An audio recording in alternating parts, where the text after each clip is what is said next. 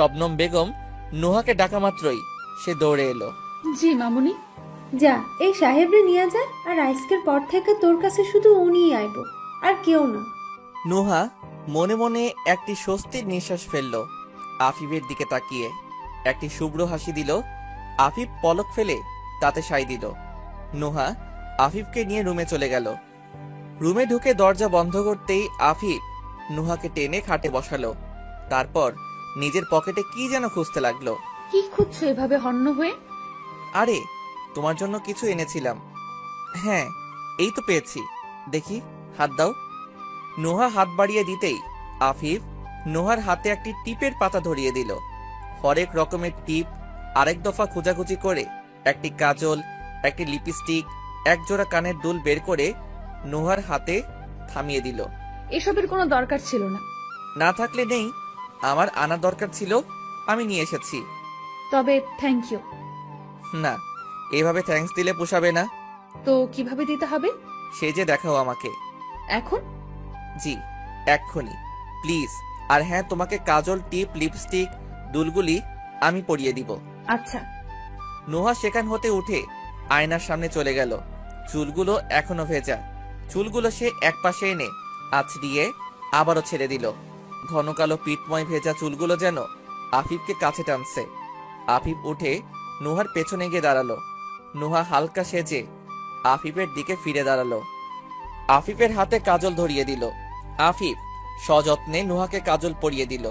তারপর লিপস্টিক পরিয়ে দেওয়ার সময় নুহা চোখ বন্ধ করে নিল। আর আফিফের ইচ্ছে হচ্ছিল ঠোঁট জোড়া নিজের আয়ত্তে নিয়ে নিতে। এরপর নুহা আবারও ঘুরে দাঁড়ালো। আফিফের হাতে দুলগুলো তুলে দিল।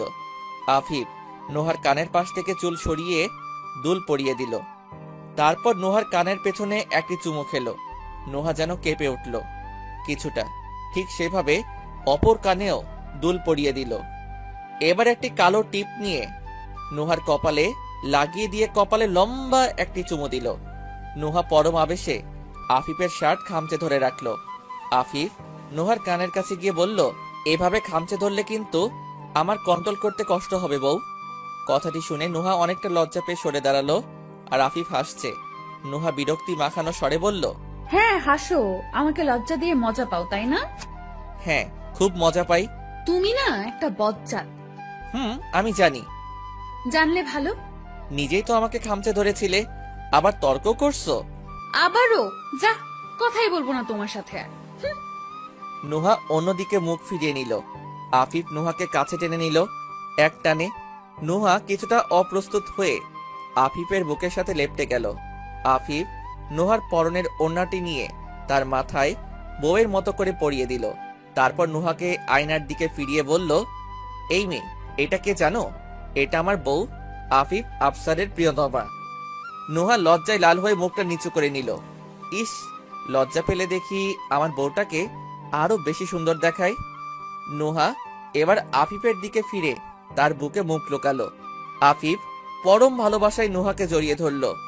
সেই রাতে নুহা আর আফিফ সারা রাত গল্প করেছে। আফিফ নুহার ব্যাপারে অনেক কিছু জেনে নিল। আর নুহাও। এভাবে এক সপ্তাহ কেটে যায়। আফিফের ফাইনাল এক্সাম চলছে আর নুহাদের ক্লাস অফ। আফিফ দিনে এক্সাম দেয় আর রাত হলে নুহার কাছে আসে। নুহার সাথে বসে এক্সামের প্রিপারেশন নেয়। নুহাকেও কিছুটা হেল্প করলে নুহা এখন পতিতা জীবন থেকে অবসরপ্রাপ্ত। আফিফের সাথে দিনগুলো ভালোই কাটছিল তার। অপরদিকে নুহার এত সুখ দেখে তাদের পতিতালয়ের একজন হিংসায় জ্বলে পড়ে মরছিল। ময়না সবসময় চেয়েছে নুহার মতো হতে, কিন্তু পারেনি। শবনম বেগমের প্রিয় পাত্রী হতে চেয়েও হয়ে উঠতে পারেনি, কারণ শবনম বেগমের মনে শুধু নুহাই ছিল। তার কারণও অনেক আছে। নুহা বাকিদের চেয়ে সম্পূর্ণ আলাদা, তাই সবাই তাকে ভালোবাসে। কিন্তু ময়নার যেন চোখের বিষ নুহা, তাকে যেন সে সহ্যই করতে পারে না। তার উপর আফিফের কারণেও তার হিংসে হয়। ময়না ভাবে সেও এমন কোনো বড় লোকে রক্ষিতা হবে, কিন্তু তার কপাল নুহার মতো নয়। ময়না একদিন দোকানে যাওয়ার নাম করে বের হলো। এই সুযোগ এসে এলাকার গুন্ডা সেলিমের কাছে চলে আসলো। সেলিম আগে নুহার সাথে রাত কাটাতো, কিন্তু সে ছিল অত্যন্ত অত্যাচারী। সে নুহাকে নিজের রক্ষিতা বানাতে চেয়েছিল, কিন্তু শবনম বেগম দেননি। শবনম বেগম তাকে বলেছিল নোহাকে তিনি অনেক দূরে পাঠিয়ে দিয়েছেন। এরপরে সেলিম ও আর শবনম বেগমের কুঠিতে যায়নি, আর নোহাকেও কখনো দেখেনি। কিন্তু তার মনে এখনো নোহাকে ভোগ করার তৃষ্ণা রয়ে গিয়েছে।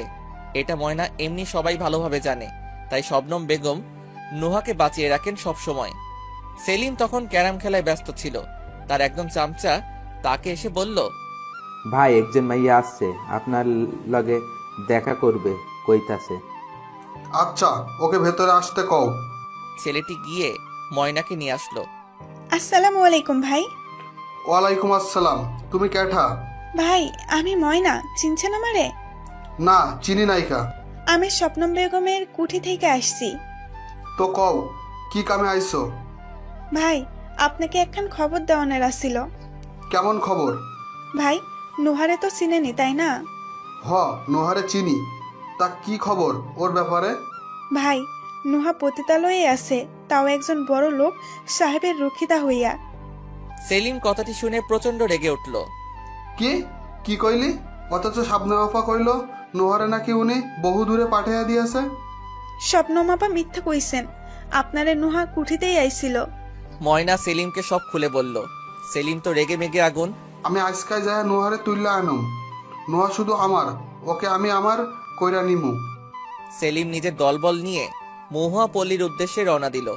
নুহা আফিফের সাথে ফোনে কথা বলতে ব্যস্ত। আজ এক্সাম কেমন হয়েছে? অনেক ভালো। কালকে এক্সাম আছে? না, নেই। আজকে সারা রাত গল্প করে কাটাবো, কিন্তু ঘুমাতে দিব না তোমাকে। এমনিতেও কোনো রাতে ঘুমাতে কি দিয়েছো? সারা রাতই তো বকবক করো। আজকে আরো বেশি করব। তো আসছো কখন? এতক্ষণে তো চলে আসার কথা, 8টা তো বেজে গেছে। হ্যাঁ হ্যাঁ, আসছি। একটা কাজে আটকা পড়েছি। আমার বউটা বুঝি আমায় মিস করছে। একদম না, তাড়াতাড়ি এসো কিন্তু। বাই। নুহা কলটা রেখে দিয়ে একটু হাসলো। আফিফের পাগলামি দিন দিন বাড়ছে, আর এই পাগলামিগুলোই যেন নুহা বারবার তার প্রেমে পড়ে যায়। আফিফ যে তাকে সত্যি খুব ভালোবাসে তা সে এতদিন হাড়ে হাড়ে বুঝে গেছে। সেলিম তার দলবল নিয়ে হুড়মুড় করে কুটির ভেতরে ঢুকে পড়ল। শবনম বেগম সেলিমকে দেখে ঘাবড়ে গেলেন। কিরে, তুই এখানে কেন আইসোস? নোহারে নিয়ে যাইতে আইছি। নুহা এখানে নাই, তোর আমি আগেও কইছি। নুহারে আমি আরেক কুঠিতে পাঠাইয়া দিছি। মিথ্যা কইবা না সাবনা আপা, আমি জানি নোহা এই কুটিতেই আছে। সোজাসুজি ওকে আমার কাছে দিয়ে দাও আপা, না হয় আমি রক্তারক্তি কাণ্ড ঘটায়া ফেলুম। খবরদার সেলিম, নুহার গায়ে হাতও দিবি না। তুই না হয় আমার থেকে খারাপ কেউ হইব না। আমারে বাধ্য কইরো না আপা, ওই উনারে ধরে রাখ।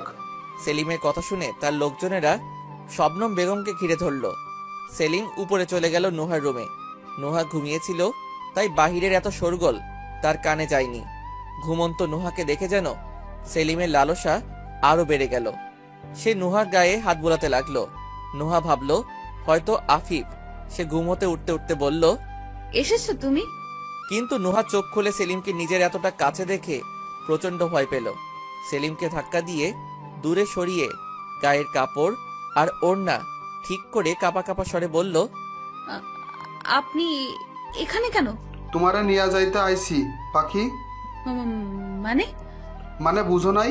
তোমার আমার সাথে নিয়ে যামু, আমার রক্ষিতা বানায়া রাখুম, চলো আমার সাথে। নুহা এই কথাটি শুনে যেন তার ভয় আরো দ্বিগুণ বেড়ে গেল। সে কেঁদে দিল।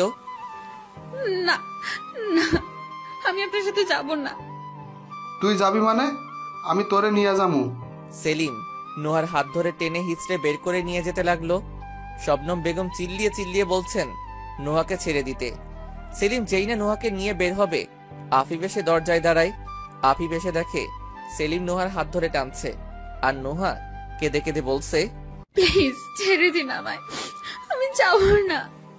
আফিফ রাগী গলায় সেলিমকে বলল, নুহার হাত ছাড়ো। ওই পোলা কে তুই? ওরে আমি নিয়ে যাইতেছে, সর সামনে থেকে। ওর হাত ছাড়ো, না হলে কিন্তু খুব খারাপ হবে। কি খারাপ করবি তুই?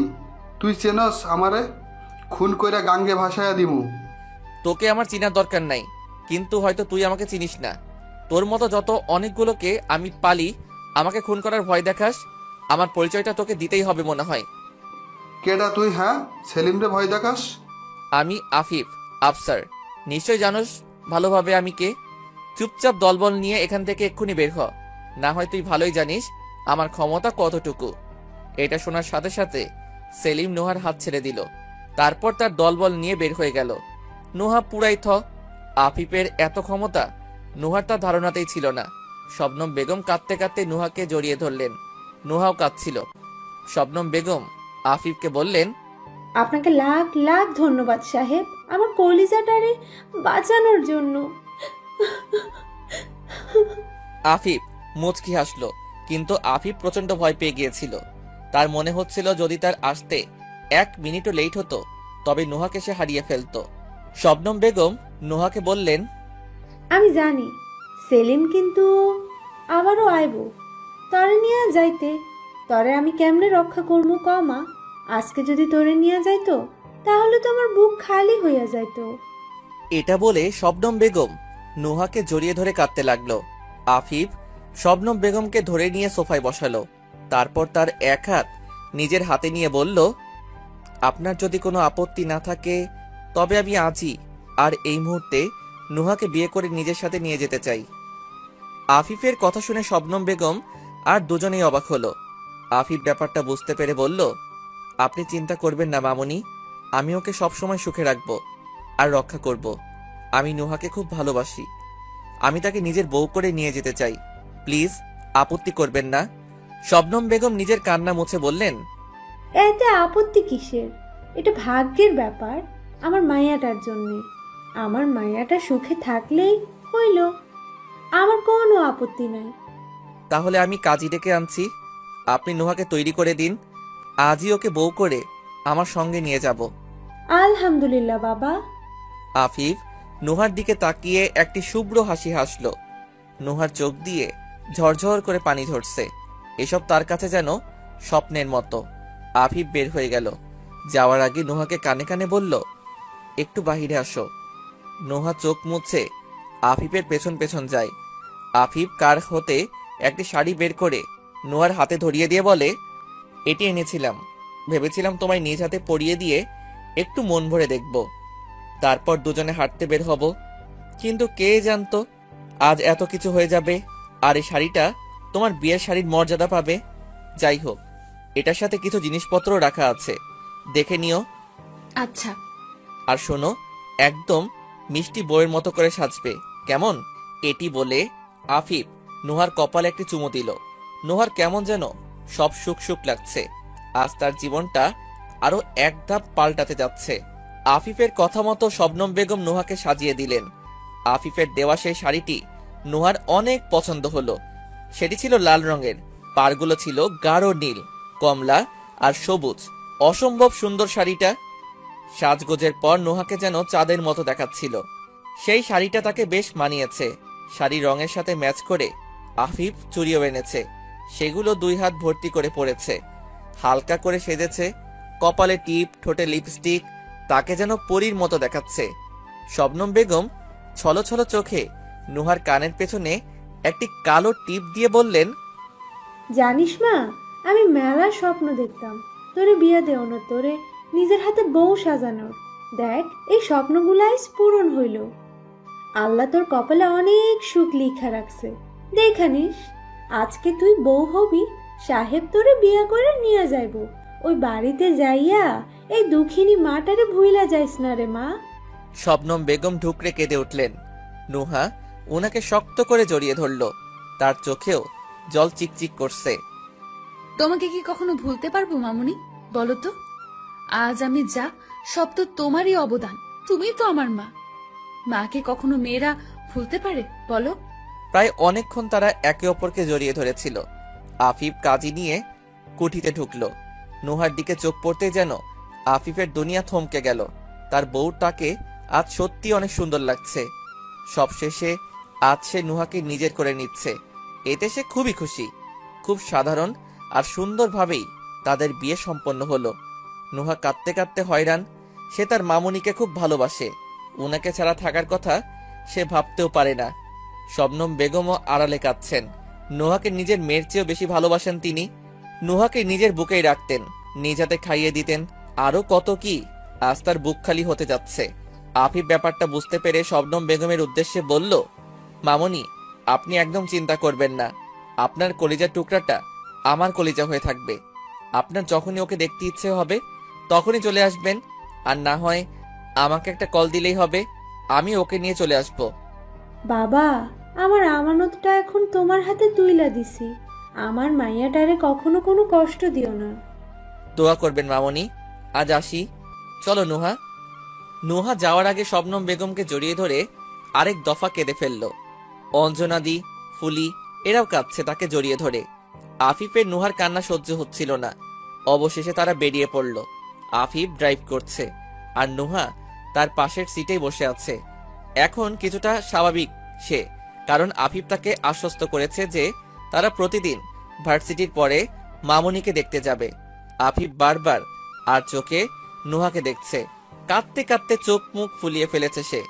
চোখের নিচে কাজল অনেকটা নেমে গিয়েছে, অপসরীর মতো দেখাচ্ছে তাকে। আফিফ এসে আফসার ম্যানশনের সামনে গাড়ি দাঁড় করালো। সঙ্গে সঙ্গে গার্ডরা গেট খুলে দিল। সে গাড়ি নিয়ে একদম ঘরের সামনে চলে গেল। বিশাল বড় বাড়ি। একজন গার্ড এসে দরজা খুলে দিতেই আফিফ নেমে পড়ল। তারপর নুহার দিকের দরজাটা খুলে তার দিকে হাত বাড়িয়ে দিল।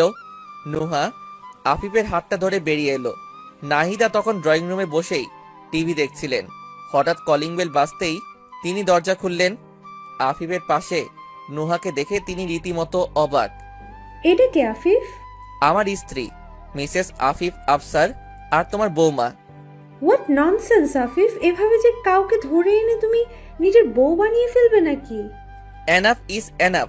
আমি আমার বউ নিয়ে আর একটা কথা শুনতে চাই না। তোমার কাজ আমাদেরকে বরণ করে নেওয়া, তা করে নাও। আমি এখন যথেষ্ট বড় হয়েছি, নিজের ভালোটা নিয়ে বুঝি। নাহিদা রাগে ফুঁসতে ফুঁসতে সেখান থেকে চলে গেল। রাফি আগেই ওদের চিৎকার চেঁচামেচি শুনে এসে পড়েছিল। সে প্রচন্ড খুশি। রাফি দৌড়ে এসে আফিফকে জড়িয়ে ধরল।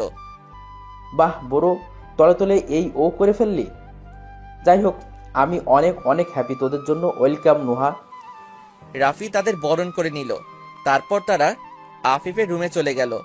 নাহিদা নিজের রুমে এসে একটি ফ্লাওয়ার ভাস ভেঙেছে রাগে। আগে শুধু আফিফ ছিল আর এখন তার বউ। কদিন পর বাচ্চা। আমার উচিত ছিল আগে একে শেষ করে দেয়া। উফ, নতুন নতুন ঝামেলা আর ভালো লাগে না। খবরদার ভাই, আর ভাবির কোনো ক্ষতি করার ট্রাই তুমি করলে আমার থেকে খারাপ কেউ হবে না। হঠাৎ রাফির গলা শুনে নাহিদা ফিরে তাকালেন। রাফি রাগী চোখ নিয়ে তার দিকে তাকিয়ে আছে। রাফি আবারও বলল, আমি সব সময় ওদের প্রোটেক্ট করার জন্য তাদের পাশে থাকব। আর যদি তুমি কিছু করছো তাহলে আমি এবার ভাইকে সব সত্যি বলতে বাধ্য হব। রাফি হনহন করে চলে গেল আর নাহিদা বিছানায় বসে পড়লেন ধপ করে। আফিফ নুহাকে তার রুমে নিয়ে গেল। বিশাল বড় রুম। রুমের মাঝ বরাবর একটা বেড, দুপাশে বেড, টেবিলে দুইটা ল্যাম্প, এক কোণায় একটা ড্রাম সেট, গিটার আর পিয়ানো। সেই পাশে একটি বড় জানালা, অন্য এক কোণায় একটা কাউচ। রুমের সাথেই বিশাল বড় ব্যালকনি, তবে সেটা এখনো দেখা হয়নি। নুহা রুমে ঢুকে বসলো। একটু পরেই সার্ভেন্টরা নুহার লাগেজগুলো দিয়ে গেল। আফিফ দরজা অফ করে দিল। আফিফ কেমন যেন আজকে গম্ভীর হয়ে আছে। রুমে আসার পর থেকে নুহার সাথে তেমন কোনো কথাই বলেনি, আর নুহাও চুপচাপ বসে আছে। একটু পর কে যেন এসে দরজায় নক করলো। আফিফ দরজা খুলে দিল। স্যার, আপনি যা অর্ডার করছিলেন তা এসে গেছে। সার্ভেন্ট অনেকগুলো শপিং ব্যাগ এনে রাখলো। ঘরে নুহা বসে বসে দেখছে আর অবাক হচ্ছে। ব্যাগগুলো রাখা শেষে তারা আবার চলে গেল। আফিফ ডোর লক করে সেই প্যাকেটগুলো খুঁটিয়ে খুঁটিয়ে দেখে একটি প্যাকেট হাতে নিয়ে নুহার দিকে এগিয়ে দিল। এই নাও, গিয়ে ফ্রেশ হয়ে এই শাড়িটি পরে নাও, এদিকে চেঞ্জিং রুম আছে। আচ্ছা। নুহা প্যাকেটটি হাতে নিয়ে শাড়িটি বের করে নিল।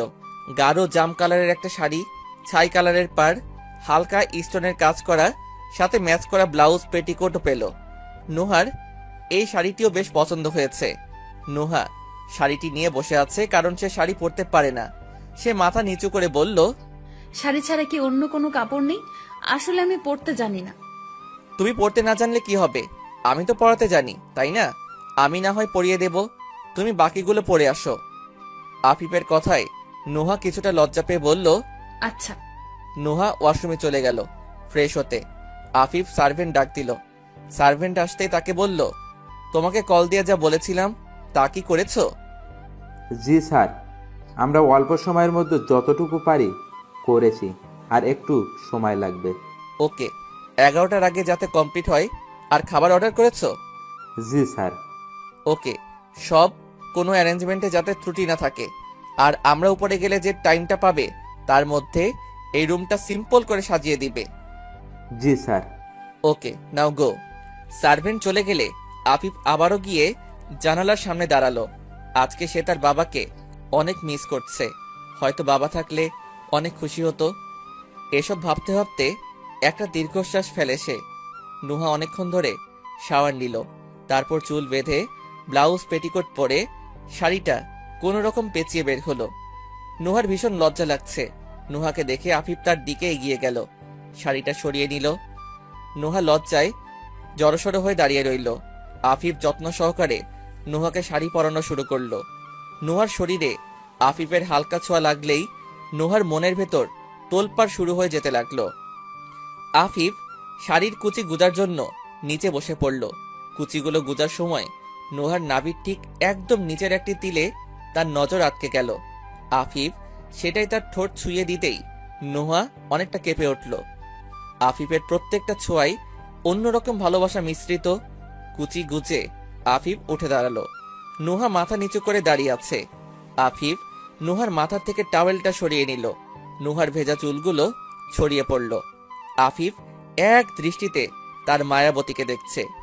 শাড়িটাই বেশ মানিয়েছে, ভেজা চুলে যেন নুহাকে অপরূপ লাগছে।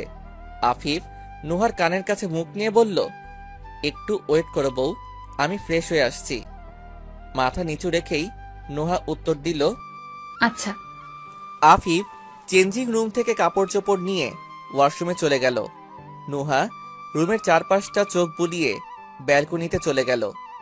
ব্যালকনিতে গিয়ে নুহার চোখ আটকে গেল। একপাশে একটা টেবিল আর ছোট একটা সোফা, ঝুলন্ত একটা দোলনা, আরেক পাশে কয়েকটা ফুলের গাছ। বেলকুনির সামনের দৃশ্যটাও সুন্দর, একটা দিঘির মতো যার চারপাশে গাছপালা আর কৃষ্ণচূড়া গাছ। বড়সড় সেই গাছটি ফুলে ভরে আছে। রাতের চাঁদের আলোতে সব অপূর্ব দেখাচ্ছে। নুহা মুগ্ধ হয়ে দেখছে সব। আফিফ বের হয়ে নুহাকে রুমে না পেয়ে বেলকুনির দিকে পা বাড়ালো। গিয়ে দেখলো নুহা দাঁড়িয়ে আশেপাশে নজর বুলাচ্ছে। নুহার ভেজা চুলগুলো যেন তাকে কাছে টানছে। আফিফ গিয়ে নুহাকে পেছন থেকে জড়িয়ে ধরল। আফিফের এভাবে জড়িয়ে ধরাতে নুহা প্রায় অবাক আর লজ্জিত। আফিফ নুহার চুলগুলো সব একপাশে এনে নুহার ঘাড়ে মুখ ডুবিয়ে দিল। আফিফের সেই গরম নিঃশ্বাসগুলো এসে নুহার ঘাড়ে আর গলায় পড়ছে। আফিফের এভাবে জড়িয়ে ধরে আদর করাটা নুহার বেশ ভালো লাগছে। নুহা আফিফের হাত খামচে ধরে আছে। বেশ কিছুক্ষণ তারা এভাবে ছিল। দরজায় নক পড়তেই আফিফ নুহাকে ছেড়ে দিল।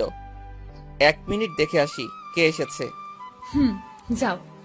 নুহা লজ্জায় আফিফের দিকে ফিরতে পারছে না। আজকে কেন জানি একটু বেশি লজ্জা লাগছে তার। আফিফের আজকের ছোঁয়াগুলো একদম অন্যরকম, কারণ আজকে থেকে তাদের সম্পর্কটা নতুন মোড় নিয়েছে। সবকিছুতেই নতুনত্ব। নুহা মনে মনে আল্লাহর শুকরিয়া আদায় করে। নুহা ঘরে ঢুকতেই দেখে আফিফ একটি জুয়েলারি বক্স হাতে নিয়ে দাঁড়িয়ে আছে। নুহাকে দেখে আফিফ বলল, এদিকে আসো। নুহা এগিয়ে আসতেই আফিফ সেই বক্সটি নুহার হাতে দিল। নুহা খুলে দেখলো একটি হোয়াইট স্টোনের সেট, সাথে একটি ব্রেসলেট, ইয়াররিংস আর একটা রিং, অসম্ভব সুন্দর। আফিফ সেটি হাতে নিয়ে নুহাকে পরিয়ে দিল। তারপর নিজ হাতে নুহাকে হালকা করে সাজিয়ে দিল। চুলগুলো ড্রায়ার দিয়ে শুকিয়ে ছাড়া রেখে দিল। ব্যাস, নুহাকে অপরূপ লাগছে। আফিফ নিজেও চোখ সরাতে পারছে না। আফিফ নুহার দিকে হাত বাড়িয়ে দিয়ে বলল, তাহলে চলুন মিসেস আফিফ আফসার, আপনার জন্য সারপ্রাইজ ওয়েট করছে। নুহা মুচকি হেসে আফিফের হাতে হাত রাখলো। আফিফ নুহার হাত ধরে ছাদের দিকে পা বাড়ালো। ছাদের দৃশ্য দেখে নুহা প্রায়ই অবাক। একটা টেবিল সাজানো, 2টা চেয়ার, আশেপাশে ফেয়ারি লাইট দিয়ে সাজানো, এক কথায় চমৎকার। নুহা পেছনে ফিরে আফিফের দিকে তাকাতেই দেখে তার হাতে একটি ফানুস। চলো একসাথে উড়াই। নুহা ফানুসটা হাতে নিল। আফিফ সেটা জ্বালিয়ে দিল। এরপর দুজনে মিলে ফানুসটা উড়িয়ে দিল। নুহা এক মনে সেটির দিকে তাকিয়ে আছে, আর আফিফ নুহাকে দেখছে।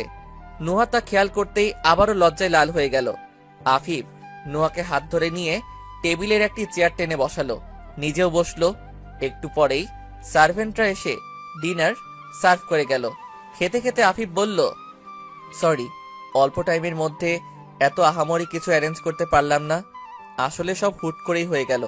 আরে যতটুকু করেছো তা অনেক, আমার ভালোই লেগেছে। তাই নাকি? তাহলে নেক্সট সারপ্রাইজটাও ভালো লাগবে আশা করি। নুহা অবাক হয়ে বলল। আরে কিছু বাকি আছে নাকি? আফিফ নুহাকে চোখ মেরে বলল, এখনো তো অনেক কিছুই বাকি মিসেস আফসার, তাড়াতাড়ি খেয়ে নিন। ওকে। দুজনেই খেয়ে নিল। খাওয়া শেষে আফিফ নুহার হাত ধরে কিছুক্ষণ চারপাশে হাঁটাহাঁটি করলো। হঠাৎই সে নুহার সামনে হাঁটু গেড়ে বসে পড়ল। নুহা শুধুই অবাক হচ্ছে আফিফের আচরণে। আফিফ তার পকেট থেকে একটি রিং বের করে নুহার সামনে ধরে বলল, জানো কত কিছু ভেবেছিলাম আমি, এক্সাম শেষ হওয়ার পর তোমাকে আগে এই রিংটা দিয়ে প্রপোজ করব, তারপর অনেক ধুমধাম করে তোমাকে বউ করে আনবো, কিন্তু তা আর হলো না। সবকিছুই এত আচমকা হলো। আচ্ছা যাই হোক, নুহা তুমি কি সারা জীবন আমাকে আগলে রাখবে? আমাকে এভাবে ভালোবেসে যাবে? নুহার চোখে পানি, সে ভাবতেই পারছে না কারোর জন্য সে এতটা গুরুত্বপূর্ণ। সে মাথা নেড়ে সায় দিল। আফিফ নুহার হাতে রিংটা পরিয়ে দিল, তারপর উঠে নুহার চোখ বেঁধে দিল, তারপর এক ঝটকায় তাকে কোলে তুলে নিল। নুহা ভয়ে আফিফকে আঁকড়ে ধরল। আফিফ নুহার কানে ফিসফিসিয়ে বলল, let's go Mrs Afsar, another surprise is waiting. নুহাকে কোলে করে নিয়ে আফিফ তাদের রুমের উদ্দেশ্যে হাঁটা দিল। পুরো রুমটা শুধুমাত্র রং বেরঙের মোম আর গোলাপের পাপড়ি দিয়ে সাজানো, সাধারণের মধ্যেও অসাধারণ দেখতে। আফিফ নুহাকে নামিয়ে দিয়ে চোখের বাঁধন খুলে দিল। নুহা চোখ খুলে রুমের দিকে তাকিয়ে পুরাই অবাক। হঠাৎ তার মনে তোলপাড় শুরু হয়ে গেল। আজকে তারা রাফিফের বাসর, কিন্তু এক নিমিষেই তার আনন্দগুলো মাটি হয়ে গেল যখন তার মনে পড়ল তার এই শরীরটা কতজনে খুবলে খুবলে খেয়েছে। আচ্ছা, আফিফের সাথে কোনো অন্যায় করছে না তো? নুহা দাঁড়িয়ে দাঁড়িয়ে ভাবছে। তখনই আফিফ নুহাকে পেছন থেকে জড়িয়ে ধরল। আস্তে আস্তে তার সব গয়নাগুলো খুলে ফেলল। নুহা ঠায় দাঁড়িয়ে আছে। আফিফ নুহাকে আবারও তুলে নিল কোলে, নুহাকে খাটে নিয়ে বসিয়ে দিল। নুহা চোখ বন্ধ করে আছে, তার চোখ দিয়ে অনবরত পানি গড়িয়ে পড়ছে। আফিফ তা খেয়াল করল। সে নুহার চোখে নিজের ঠোঁট ছুঁয়ে দিয়ে বলল, আই প্রমিস নুহা, তোমার এই চোখ দুটোই কখনো আমার কারণে পানি ঝরতে দিব না, আর তোমাকে নিজের সর্বস্ব দিয়ে আগলে রাখবো। তোমাকে অনেক ভালোবাসবো, অনেক। নুহা আচমকাই আফিফকে ঝাপটে ধরে ফেলল। এখনো সে নিজেকে সামলাতে পারছে না, এখনো চোখ দিয়ে জল ঝরছে। আফিফ নুহাকে শক্ত করে জড়িয়ে ধরল। সময় যত গড়ালো তারা একে অপরের আরো কাছে চলে এলো। তাদের সম্পর্কে আর কোনো দূরত্ব রইল না, একে অপরকে নিজের করে নিল তারা। সেই রাতটিও তাদের ভালোবাসার মতো পরিপূর্ণ হলো। ফজরের আজান পড়তেই নুহার ঘুমটা ভেঙে গেল। নুহা চোখ খুলে দেখল আফিফ তাকে আষ্টে পৃষ্ঠে জড়িয়ে ধরে বেঘরে ঘুমাচ্ছে। কেন জানি আফিফকে দেখে তার প্রতি আরো বেশি মুগ্ধতা কাজ করছে। নুহা আফিফের গালে আর কপালে চুমু দিয়ে উঠে পড়ল। শাওয়ার নিয়ে বের হয়ে আয়নার সামনে দাঁড়ালো। গলায় আর ঘাড়ে অসংখ্য দাগ, সবই ভালোবাসার সাক্ষী। এমন দাগ নুহার শরীরে আগেও আঁকা হয়েছিল, তবে সেগুলো ছিল লালসার। কিন্তু আফিফের এঁকে দেওয়া এই দাগগুলো ভালোবাসায় ভরপুর। নুহা একটি গলা বন্ধ 3 পিস খুঁজে পড়ে নিল, এরপর নামাজ পড়ে নিল আর মোনাজাতে তাদের নিজেদের নতুন জীবনের জন্য প্রার্থনা করল। নামাজ শেষ করে নুহা একবার ভাবল আফিফকেও ডাকবে, পরে আবার তাকে ঘুমন্ত অবস্থায় দেখে মায়া হলো। রাতে তো নিজেও ঘুমায়নি আর তাকেও ঘুমোতে দেয়নি। নুহার অনেকটা লজ্জা লাগছে। নুহা বেলকুনিতে চলে গেল। সবেমাত্র নতুন দিনের আলো ফুটেছে। নুহার নতুন জীবনেরও আজকে নতুন দিন। প্রায় অনেকক্ষণ নুহা বেলকুনিতে কাটিয়ে সেখানেই ঘুমিয়ে পড়ল। আফিফের ঘুম ভাঙল 7:30টায়। উঠে সে নুহাকে না দেখে কিছুটা ভয় পেয়ে গেল। ওয়াশরুম চেক করেও পেল না। বেলকুনিতে গিয়ে দেখল নুহা কাউচে জড়সড় হয়ে ঘুমিয়ে আছে। আফিফ নুহার পাশে বসে তার এলোমেলো চুলগুলো ঠিক করে দিল, তারপর তাকে কোলে তুলে নিয়ে বিছানায় নিয়ে শুয়ে দিয়ে তার কপালে একটি ভালোবাসার পরশ এঁকে দিল। তারপর শাওয়ার নিতে চলে গেল। নুহার ঘুম ভাঙার পর সে নিজেকে বিছানায় পেয়ে একটু অবাক হয়নি। সে জানে এটা আফিফই করতে পারে। নুহা উঠে বসতেই আফিফ ওয়াশরুম থেকে বের হলো। শুধুমাত্র টাওয়েল পেঁচিয়ে আছে সে। আফিফকে দেখে নুহা লজ্জায় মাথা নামিয়ে ফেলল। আফিফ চুল আঁচড়াতে আঁচড়াতে বলল, এখনো লজ্জা পাচ্ছ? আমি তো ভাবলাম সব লজ্জা কালকে রাতেই দূর হয়ে গেছে। উফ, তোমার মুখে কথা আটকায় না একদমই। আমি আমার বউয়ের সাথে কথা বলছি, তাই আটকাচ্ছে না কিছু। আচ্ছা শোনো, তোমার পিঠের মাঝখানে তিলটা খুবই সুন্দর। নুহা উঠে আফিফের মুখে হাত দিয়ে তার কথা আটকে ফেলল। লজ্জায় লাল হয়ে আছে মেয়েটা। আফিফ হাসছে। ঠিক তখনই দরজায় নক পড়ল। নুহা আবার গিয়ে খাটে বসে পড়ল। কে? স্যার, ব্রেকফাস্ট এর জন্য আসুন। হ্যাঁ আসছি, নাও গো। আফিফ তাড়াতাড়ি রেডি হয়ে নুহাকে নিয়ে নিচে নেমে এলো। নাহিদা আর রাফি টেবিলে ছিল। আফিফ টেবিলে বসতেই রাফি তার সাথে দুষ্টুমি করা শুরু করে দিল। নুহা যেই না মাত্র নাহিদকে সালাম করতে যাবে, সে টেবিল ছেড়ে উঠে গেল। এই ঘটনায় নুহা কষ্ট পেল, আর আফিফ অনেকটা রেগে গেছে। রাফি উঠে গিয়ে নাহিদার হাত ধরে জোর করে তাকে নিয়ে এনে বলল, ভাবি সালাম না করা পর্যন্ত এক পাও নড়বে না তুমি এখান থেকে। ছেলের কর্মকাণ্ডে নাহিদার মাথায় যেন আরো রক্ত চেপে যাচ্ছে। নুহা ঝুঁকে সালাম করলে তিনি নুহার মাথায় হাত বুলিয়ে দিয়ে আবারও চলে গেলেন। সবাই আবারও টেবিলে বসে পড়ল। এক প্রকার শান্ত পরিবেশেই তারা ব্রেকফাস্ট সেরে নিল। ব্রেকফাস্ট শেষে আফিফ নুহাকে নিয়ে রুমে চলে গেল। আফিফ প্রচন্ড রেগে আছে, তাকে দেখলেই বোঝা যাচ্ছে। এদিক সেদিক হাঁটাহাঁটি করছে রুমের ভেতরে। নুহা বিছানায় বসে আফিফকে দেখছে। আফিফ হঠাৎ এসে নুহাকে হ্যাচকা টানে দাঁড় করিয়ে শক্ত করে জড়িয়ে ধরে। আফিফের আচরণে নুহা পুরাই প্রায় অনেকক্ষণ এভাবে জড়িয়ে ধরেছিল নুহাকে। তারপর নুহাকে ছেড়ে দিয়ে বেডে বসে পড়ে, সাথে নুহাকেও পাশে বসায়। আফিফকে এখন কিছুটা শান্ত লাগছে। আফিফ নুহার হাত ধরে বলল, রাগ উঠেছিল অনেক ছোটমার কর্মকাণ্ডে। উনি এমনটা কেন করলেন? সরি নুহা। আহা, ইটস ওকে। উনি গুরুজন, হয়তো তুমি আমাকে এইভাবে হঠাৎ করে বিয়ে করে নিয়ে এসেছো, তাই তো এমনটা করেছেন। উনি মনে কষ্ট পেয়েছেন খুব। ধীরে ধীরে মানিয়ে নিবেন। তুমি ওনার সাথে কথা বলে মাফ চেয়ে নিও, দেখবেন উনি ঠিকই মেনে নিয়েছেন। আচ্ছা, আমি ওনার সাথে কথা বলে নিব। আফিফ আবারও নুহাকে জড়িয়ে ধরে। জড়িয়ে রেখেই বলে, তোমার জন্য এতগুলো শাড়ি আনালাম, তুমি তবুও 3 পিস কেন পরলে? আসলে সামলাতে পারি না, আর পড়তেও। কেন? আমাকে বললেই তো হতো, কালকের মতো আদর করে করে পরিয়ে দিতাম। না, দরকার নেই। না না, আছে দরকার। যাও শাড়ি পরে আসো। পারি না তো, উফ। তুমি কাবার থেকে একটা বের করে নাও, আমি পরিয়ে দিচ্ছি। আর না হয় আমি খুব রাগ করব। আচ্ছা যাচ্ছি, রাগ করতে হবে না। ঢং। যা মনে করো। শাড়িতে তোমাকে দারুণ লাগে, কারণ থাক আর না বললাম, পরে তুমি লজ্জা পাবে। নুহার আগে একটা লুক দিয়ে একটা শাড়ি বের করে নিয়ে ওয়াশরুমে চলে গেল। শাড়ি ছাড়া বাকিগুলো পরে নিয়ে বের হলো। আফিফ এগিয়ে এলো শাড়িটা পরাতে। আজও দুষ্টুমি শুরু করে দিল শাড়ি পরানোর ছলে। আফিফ আঁচল টেনে দেওয়ার সময় দেখে নুহার গলায় আর ঘাড়ের দাগগুলো। এই দাগগুলো কিসের? নুহার লজ্জায় মাথা নিচু করে উত্তর দেয়, তোমার ভালোবাসা। কি বলছো? আমি এরকম বাজে ভাবে? হ্যাঁ। সো সরি, কি করেছি নিজেও জানি না। সরি বউ, তোমার ব্যথা হচ্ছে তাই না? ছাড়ো না এসব। নোহা আর কিছু বলার আগেই আফিফ নোহার দাগগুলোর উপরে গভীরভাবে কিস করতে থাকে। নোহা যেন নিজেকেই হারিয়ে ফেলে। সে ইমব্যালেন্স হয়ে পড়ে যেতে নিলেই আফিফ নোহাকে ঝাপটে ধরে সামলায়। নোহাও এক হাত দিয়ে আফিফের মাথা চেপে ধরে আর আরেক হাত দিয়ে তাকে জড়িয়ে ধরে। আফিফের কিসগুলো আরো গভীর হতে থাকে। সে নোহাকে নিয়ে বেডে শুয়ে পড়ে, নিজ হাতে পরানো শাড়িটা খুলে ফেলে, নোহাকে আরো কাছে টেনে নেয়। দুজনেরই শুধু নিঃশ্বাসের শব্দ পুরো ঘরময়। তারা আবারও নিজেদের উপর নিয়ন্ত্রণ হারিয়ে ভালোবাসার সমুদ্রে ডুব দেয়। নুহা বিছানা ছেড়ে যখন উঠল তখন প্রায় 10টা। আফিফ আবারও ঘুমাচ্ছে। নুহা উঠে শাওয়ার নিয়ে এসে জামা কাপড় পরে রুম থেকে বের হতেই রাফির সাথে দেখা হয়ে গেল।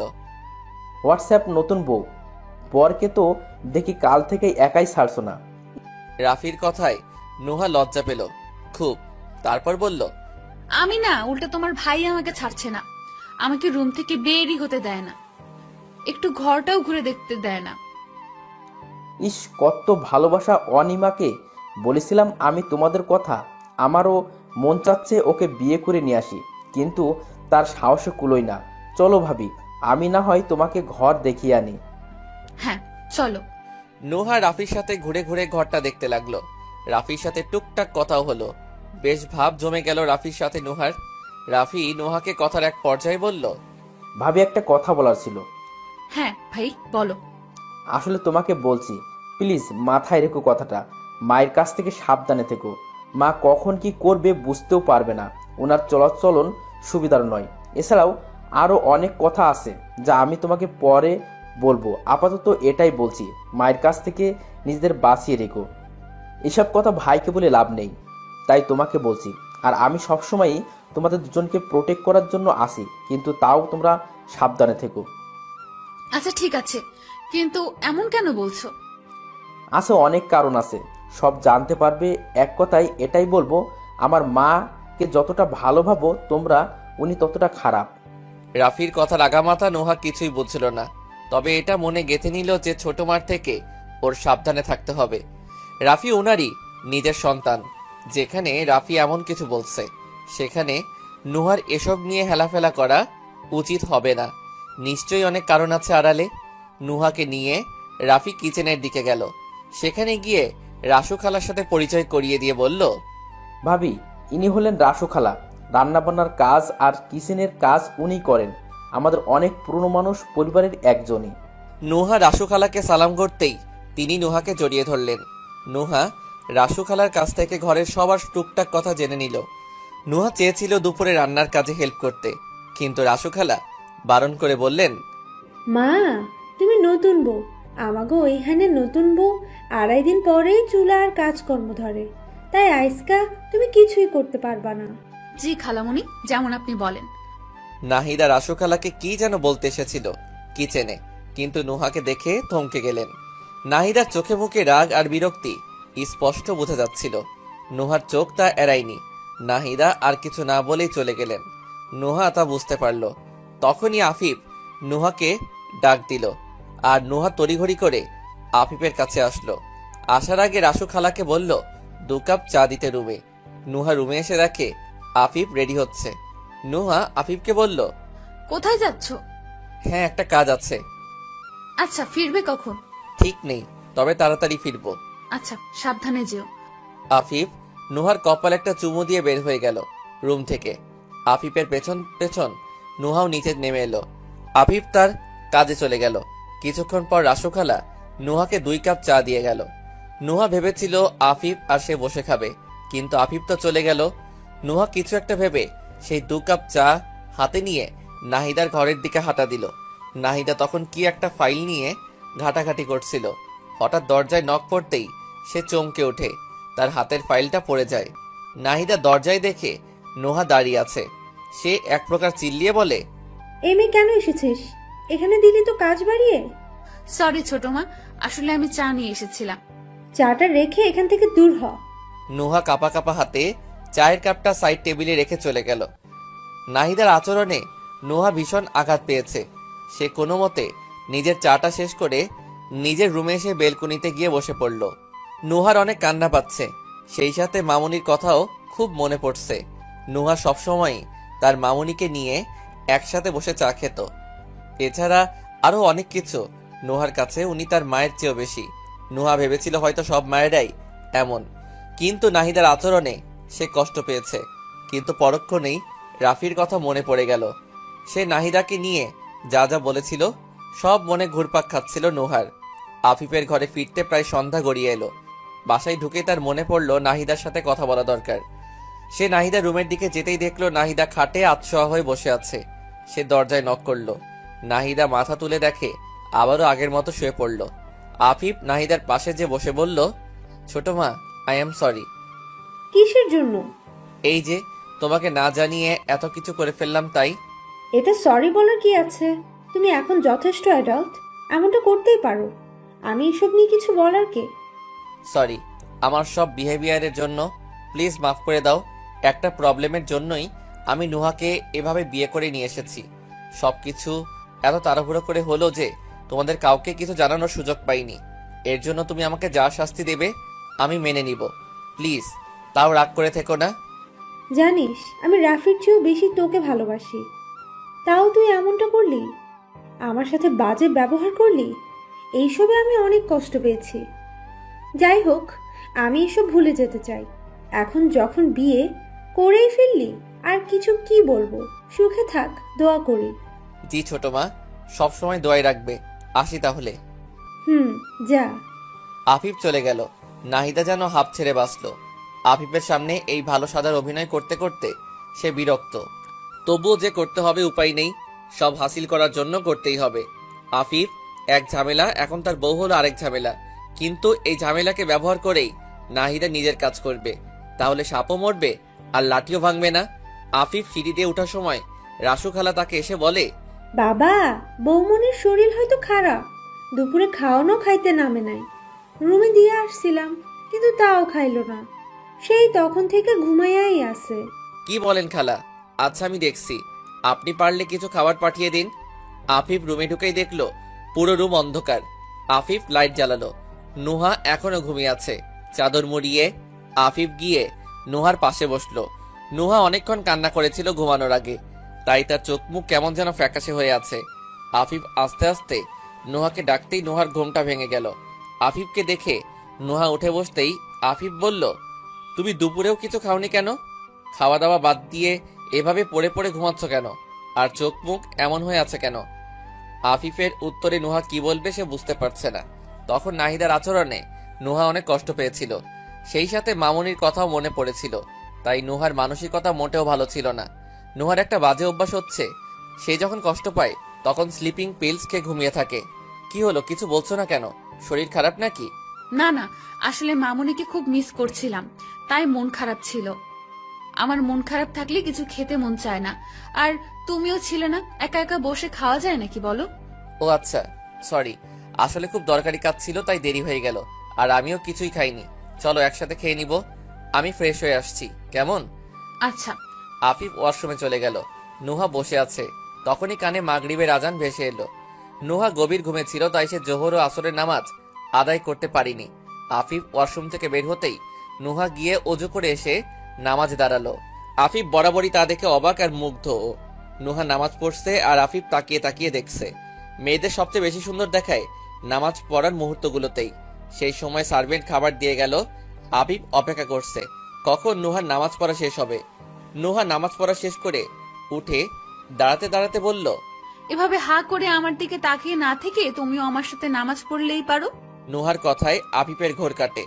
কাল থেকে কিন্তু তুমিও নামাজ পড়বে আমার সাথে, বুঝলে? ফজর থেকে এশার সব ওয়াক্তেরটা পড়বে। আচ্ছা দেখি। এই দেখি মানে কি? হ্যাঁ, আমি পড়তে বসি মানে পড়তেই হবে তোমাকে। একটু তো আল্লাহর পথে আসো। আচ্ছা আচ্ছা পড়বো। এবার আসো খেতে বসো। নুহা গিয়ে আফিফের পাশে বসলো। দুজনেই খেয়ে নিচ্ছিল। হঠাৎ নুহা বলল, শোনো, একটা কথা বলার ছিল। হ্যাঁ বলো। আসলে পাশে যে চেঞ্জিং রুমটা আছে, আমি চাই সেটাতে ইবাদত খানায় পরিণত করতে। মানে নামাজ কালামের জন্য আলাদা রুম আর কি। হ্যাঁ বুঝলাম, কিন্তু ওই কাবার্ডগুলো কোথায় রাখবো? আর চেঞ্জ? আরে এই কাউচটা বের করে দিলে রুমে প্রচুর জায়গা হবে। এইখানে কাবারটা এঁটে যাবে। আর চেঞ্জটা না হয় রুমে না হয় ওয়াশরুমে করে নিলেই পারি আমরা। আর আমি জানি না, আমার ইবাদত খানা চাই।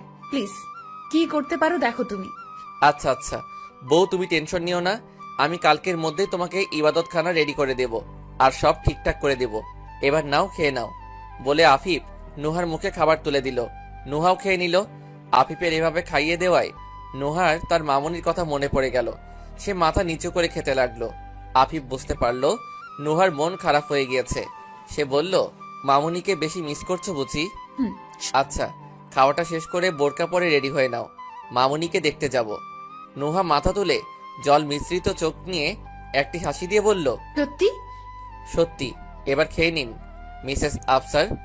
খাওয়া শেষ করে আফিফ আর নুহা রেডি হয়ে নেয়। কিন্তু আফিফের তখনই কিছু মনে পড়ে যায়। সে ব্যাগ থেকে একটি বক্স বের করে নিয়ে নুহার হাতে দেয়। নাও, এখানে যা যা আছে পড়ে নাও। নুহা বক্স খুলে দেখে একটি নাকফুল, একজোড়া হাতের চুড়ি, একটি সিম্পল পেইন্টেন্ট, একজোড়া সিম্পল কানের দুল আর একটি সিম্পল রিং। সবই ডায়মন্ডের জিনিস। গুলো অসম্ভব সুন্দর আর দামি তা বোঝাই যাচ্ছে। নুহা এসব হাতে নিয়ে দাঁড়িয়ে আছে দেখে আফিফ সেগুলো হাতে নিয়ে নুহাকে পরিয়ে দিতে দিতে বলল, এসব রেগুলার ইউজ করার জন্য, সব সময় পরে থাকবে। কিন্তু হারিয়ে গেলে? হারিয়ে গেলে যাবে, তোমার ইউজ করার তুমি করবে, এত চিন্তা করতে হবে না, ব্যাস। ওকে। আফিফ নুহাকে সব গয়না পরিয়ে দেওয়ার পর নুহার সৌন্দর্য যেন আরো বেড়ে গেল। নুহাকে এখন সম্পূর্ণ বউয়ের মতো লাগছে। আফিফ নুহার কপালে একটা চুমু এঁকে দিল। নুহা তারপর ঠিকঠাক হয়ে রেডি হয়ে নিল, নিকাপও বেঁধে নিল। এরপর তারা বেরিয়ে গেল। আফিফ আর নুহা দুজনেই মহুয়া পল্লীর উদ্দেশ্যে রওনা দিল। পৌঁছে গাড়ি থেকে নেমে নুহা সোজা দৌড়ে কুটির ভেতরে গেল। কুটির ভেতরে গিয়ে দেখলো শবনম বেগম বসে আছেন আর সুপারি কাটছেন। কেমন যেন এলোমেলো হয়ে আছেন তিনি, চোখ মুখ ফুলে আছে, দেখেই বোঝা যাচ্ছে খুব কান্নাকাটি করেছেন। নুহা হুট করে ওনাকে জড়িয়ে ধরল। শবনম বেগম প্রথমে কিছুটা অবাক হলেও শক্ত করে নুহাকে জড়িয়ে ধরে কেঁদে দিলেন। দুজনেই কাঁদছে। আফিফ রুমে ঢুকে তাদের এই অবস্থা দেখে বলল, আরে আমি কি কান্নাকাটি করার জন্য এনেছি নাকি তোমাকে? দেখি ছাড়ো মামুনিকে। নুহা শবনম বেগমকে ছেড়ে দিয়ে নিজেকে সামলে নিল। আফিফ শবনম বেগমকে সালাম করে সোফায় বসে পড়ল। নুহাও নিজের বোরকা আর নিকাব খুলে বসে পড়ল। নুহাকে দেখে শবনম বেগম বলে উঠলেন, মাশাআল্লাহ, আমার কলিজাটারে তো একদম পরীর মতো লাগছে। আয় মা, বুকে আয়। নুহা গিয়ে শবনম বেগমের বুকে হেলান দিয়ে বসলো। এরপর তারা অনেকক্ষণ কথা বলল। তিনজনে মিলে হাসাহাসি করছিল। নুহাকে দেখতে কুটির বাকি মেয়েগুলো ও আসলো। ময়না নুহাকে দেখে যেন তেলে বেগুনে জ্বলে উঠলো। মনে মনে ভাবলো, করতে গিয়েছিলাম, একটা হইল আর একটা ক্ষতি করতে যাইয়া উল্টা ভালা কইরা দিলাম। বাহ, কত দামি দামি গহনা পরছো, আল্লাহ এমন কেন করলা? ইস, সব ভালো নুহার কপালেই দিলা। অনেকক্ষণ সময় কাটানোর পর নুহা আর আফিফ বাসায় ফিরে এলো। নুহার ভীষণ খুশি লাগছে, কিন্তু মুহূর্তেই নাহিদাকে দেখে তার আবার মন খারাপ হয়ে গেল। নাহিদা আচমকা নুহাকে জড়িয়ে ধরে ফেললো। তারপর বলল, সকালের খারাপ বিহেভিয়ার জন্য মাফ করে দিস মা। আয়, খেয়ে নিবি? আয় আফিফ, তুইও আয়। নুহা তো অবাক। সে আফিফের দিকে তাকাতেই সে পলক ফেলে আশ্বস্ত করলো। খাওয়ার টেবিলে নাহিদা নুহার প্রতি একটু বেশি আদিক্ষেতা দেখালো। নুহার এসব যেন আলগা আলগা লাগছিল। রাফিরও সবকিছু বিরক্ত লাগছিল। একমাত্র আফিফ ভেবে নিয়েছিল যে নাহিদা নুহাকে মেনে নিয়েছে। এরপর অনেক সময় গড়িয়ে যায়। আফিফ ফাইনাল ইয়ারের এক্সাম শেষ করে এখন অফিসে জয়েন করেছে। নুহাও নিয়মিত ভার্সিটি আসা যাওয়া করে। কদিন পরে ওরও এক্সাম। হঠাৎ একদিন একটি দুর্ঘটনা ঘটে গেল। নুহা সিঁড়ি থেকে নামার সময় পা স্লিপ করে পড়ে গেল। মাথায় ভীষণ আঘাত পাওয়ার দরুন প্রচুর রক্ত ঝরে। আফিফ আর রাফি তড়িঘড়ি করে হসপিটালে নিয়ে যায় তাকে। হসপিটাল নেওয়ার পর ডক্টর কাছ থেকে তাদের জানা যায় নুহার বাম হাতটাও কিছুটা ভেঙে গিয়েছে। সেই সাথে আরো বড় ধরনের একটি শকিং নিউজ ছিল, নুহা প্রেগনেন্ট ছিল। এত উঁচু থেকে পড়ার কারণে তার মিসক্যারেজও হয়ে যায়। একে তো নুহার অবস্থা দেখে আফিফ অনেক টেনসড, তার উপর এই কথাগুলো শুনে আফিফ অনেকটা ভেঙে পড়ে। নুহার তখনও জ্ঞান ফেরেনি। একমাত্র নুহার এভাবে পড়ে যাওয়াটা রাফিকে ভাবিয়েছিল। সে আফিফকে হসপিটালে রেখে দ্রুত বাসায় আসলো। সিঁড়িতে সম্পূর্ণ কার্পেট বিছানো, তাই স্লিপ করার প্রশ্নই আসে না। রাফি বেশ কিছুক্ষণ খুঁটিয়ে দেখার পরে একটি চিকন রশি জাতীয় কিছু পেল, যা সিঁড়ির এক রেলিং হতে অপর রেলিং এর সাথে বাঁধানো ছিল আর মাঝখানে ছেঁড়া। রাফির বুঝতে বাকি রইল না কাজটা কার। সে প্রচন্ড রাগ নিয়ে নাহিদার ঘরের দিকে গেল। নাহিদা তখন ইজি চেয়ারে হেলান দিয়ে বসেছিল। রাফি গিয়ে জোরে দরজা ধাক্কা দিয়ে ঢুকে পড়ল। নাহিদা রাফিকে ডেকে বলল, আরে রাফি, আয় বস মায়ের কাছে। রাফি রেগে আগুন হয়ে বলল, আমি এখানে বসার জন্য আসিনি। আর সি, তোমাকে আমার মা ডাকতে তো আগে থেকে লজ্জা করতো, এখন মনের ভেতরে যা একটু টান ছিল তাও শেষ আজকে। তুমি ভাবিকে সিঁড়ি থেকে ফেলছো, তাই না? রাফির কথা শুনে নাহিদা একটু অবাক হলো না, একটা বাঁকা হাসি দিয়ে বলল, আমি কি জানতাম নাকি যে ওই মেয়েটা পড়বে? গর্ত করেছিলাম একজনের জন্য, পড়লো আরেকজন। যাক, তাও ভালো হয়েছে। মানে কি এসবের? তুমি নিশ্চয়ই আবার ভাইকে মেরে ফেলতে চাইছিলে। যা, তুই আমার সন্তান যে তার প্রমাণ পেলাম। একদম ঠিক ধরেছিস, আফিফের জন্যই এত আয়োজন করেছিলাম আর পা দিল ওই মেয়েটা। তুমি এতটা নিচু? ছি, আমি আজই ভাইয়াকে সব খুলে বলবো, আগের ঘটনাগুলো। তারপর দেখবো তুমি কি করো। বলবি, ঠিক আছে, বলে দিস। কিন্তু আফিফ সবচেয়ে বেশি বিশ্বাস করে আমার উপর। আমার মনে হয় না ও তোর কথা মানবে। তা চেষ্টা করে দেখতে পারিস। এইটুকু বলে নাহিদা তাচ্ছিলের হাসি হাসলো, যা দেখে রাফির রাগ আরো বেড়ে গেল। সে হনহন করে বেরিয়ে গেল রুম থেকে। নুহার জ্ঞান ফিরল প্রায় একদিন পরে। এইটুকু সময়ে আফিফ নুহার পাশ থেকে একদমই নড়েনি। ওষুধপত্র আনার জন্য রাফি বাহিরে যেত, আফিফ নুহার কেবিনে বসে থাকতো নুহার পাশে। একদিন পরে জ্ঞান ফিরলেও নুহা তখনও সুস্থ হয়নি। প্রায় 5 দিন পরে নুহাকে রিলিজ করা হয়। এই 5 দিনে আফিফ আর রাফি মিলে যথেষ্ট সেবা যত্ন করেছে নুহার প্রেগনেন্সির বিষয়টি জানতো না, তাই পরে মিসক্যারেজের বিষয়টাও তাকে আর জানানো হয়নি। নুহাকে 1 সপ্তাহ পর ডিসচার্জ দেওয়া হয়। ঘরে আসার পর থেকে যেন নাহিদার আধিক্যতা আরো বেড়ে গিয়েছে। নুহার প্রতি সবকিছুতেই এক্সট্রা কেয়ার নিচ্ছে। নুহার উনার আচরণে কেমন যেন অস্বস্তি হচ্ছে, আর আফিফের মনে হচ্ছে যে সত্যি নাহিদা নুহাকে মেনে নিয়েছে। কিন্তু এই সবই ছিল নাহিদার চালাকি, আফিফের মন ভোলানোর কারসাজি, আর তাতে সে যথেষ্ট সফল হয়েছে। আর রাফি সুযোগ খুঁজছে কখন আফিফকে সত্যিটা বলা যায়। বেলকুনিতে বসে আছে নুহা, শরতের শুভ্র আকাশ দেখছে মনোযোগ দিয়ে। একটু পরে আফিফ এলো স্যুপ নিয়ে, আসে নুহার পাশে বসে স্যুপটা টেবিলে রাখে। নুহা স্যুপ দেখে নাক ছিটকাতে শুরু করে। আমার মোটেও স্যুপ খেতে ভালো লাগে না, তাও দিনে 2 বেলা খাওয়াও তুমি। প্লিজ এবার অফ যাও না।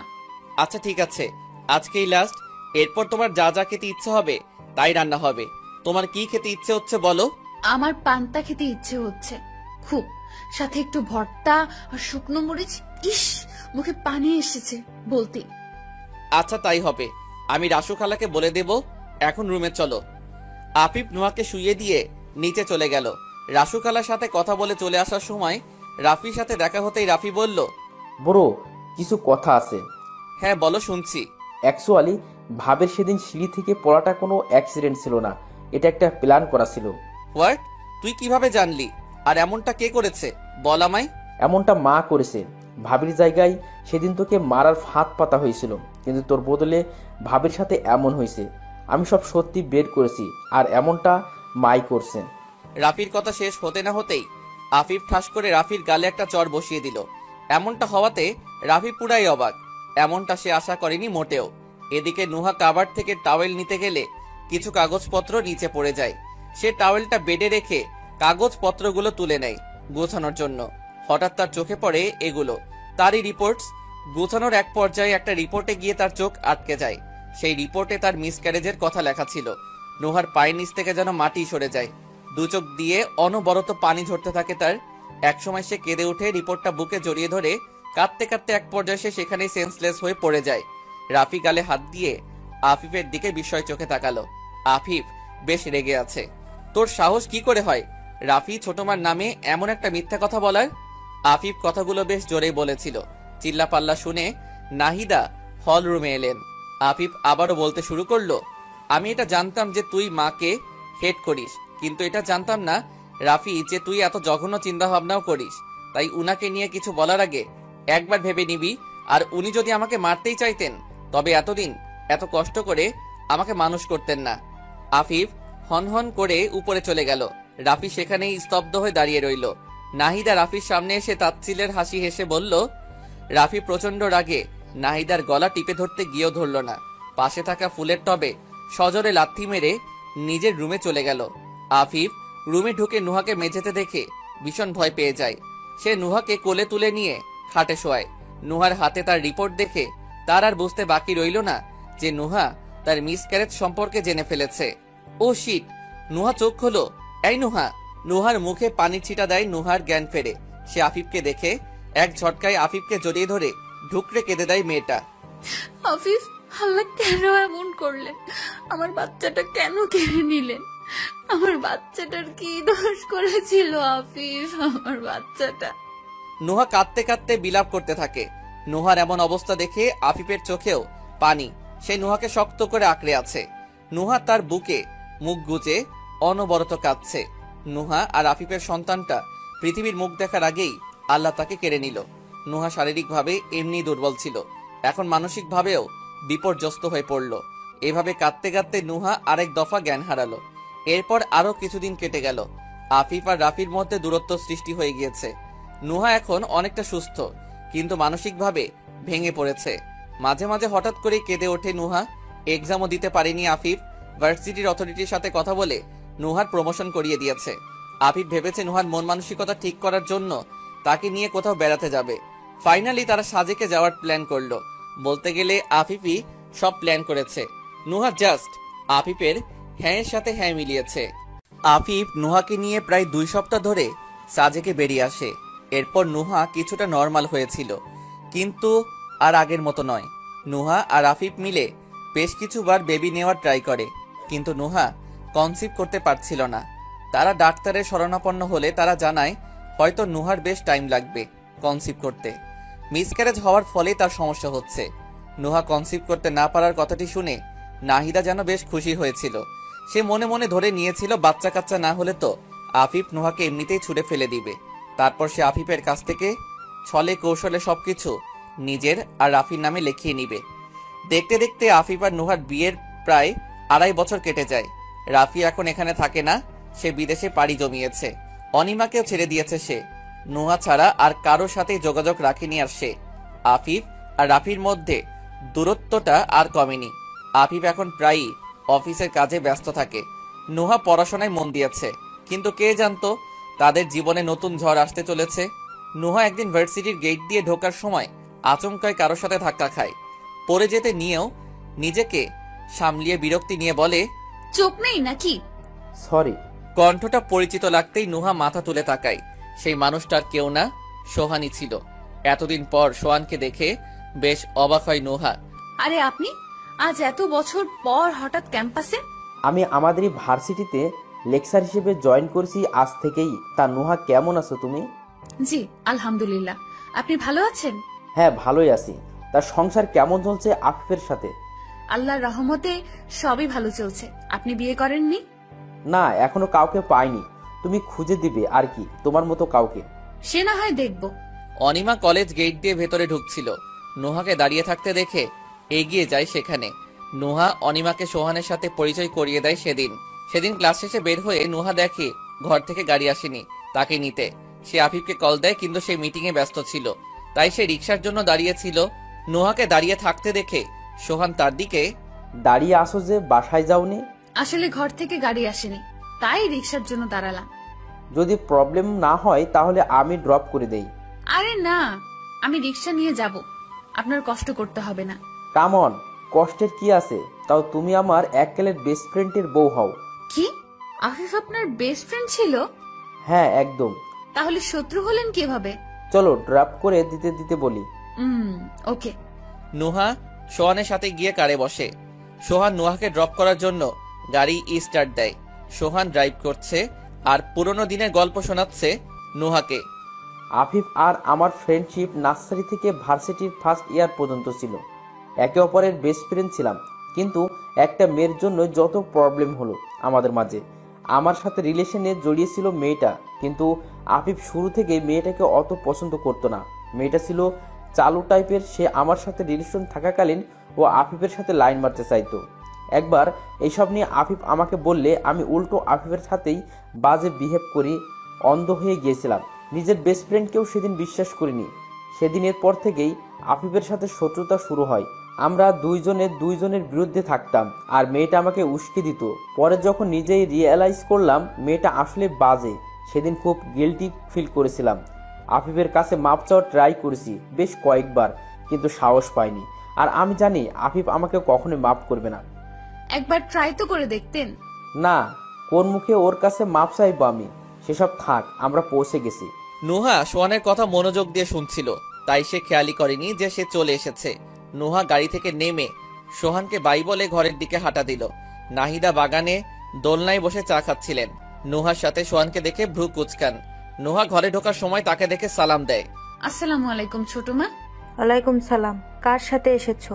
ছোট মা আজকে ঘর থেকে গাড়ি যায়নি, আর আফিফও অফিসে বিজি ছিল, তাই ওনার পুরনো একজন ফ্রেন্ড আমাকে ড্রপ করে দিয়েছে। ও আচ্ছা, ঠিক আছে, তুমি যাও। নুহা উপরে চলে গেল, আর নাহিদা বসে বসে অন্য কিছু ভাবতে ব্যস্ত। সন্ধ্যায় আফিফ অফিস থেকে ফিরল। ব্যাগটা খাটে রেখে ওয়াশরুমে গেল সে। বের হয়েও নুহাকে আশেপাশে পেল না। এই সময়ে হয় নুহা বাগানে থাকে, না হয় বেলকনিতে।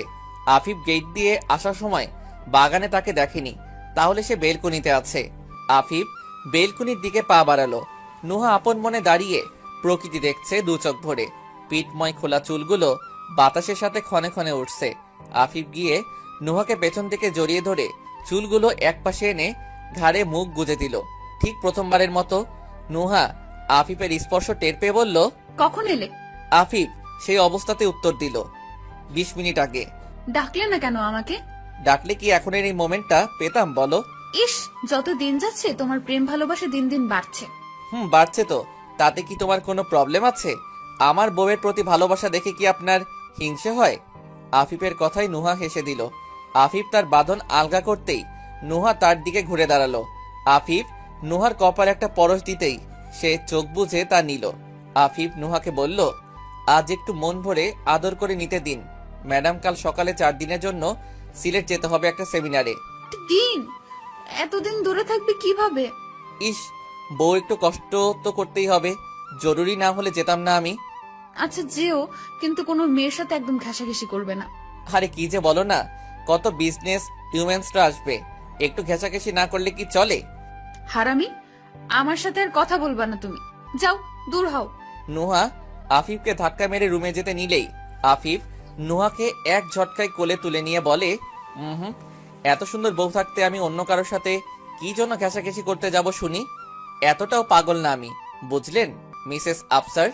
খুব সকালেই আফিফ বের হয়ে গেল, আর ভার্সিটি টাইম হতেই নুহা ভার্সিটির উদ্দেশ্যে রওনা দিল।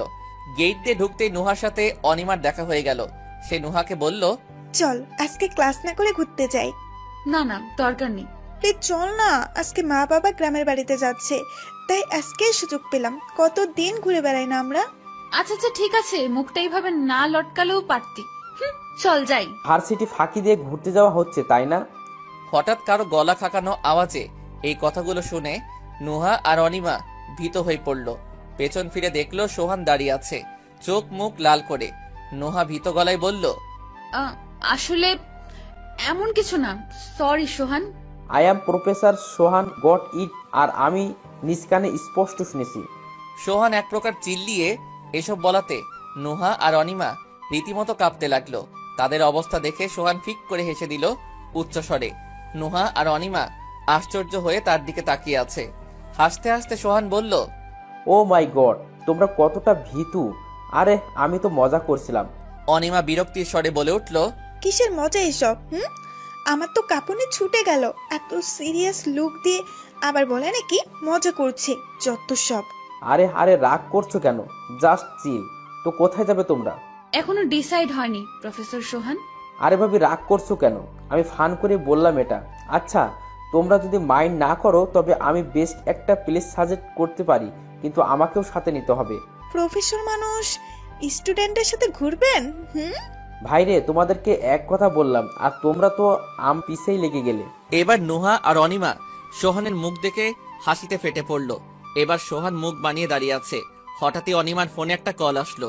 সে ফোনটা হাতে নিয়ে দেখে তার বাবার কল। হ্যালো বাবা।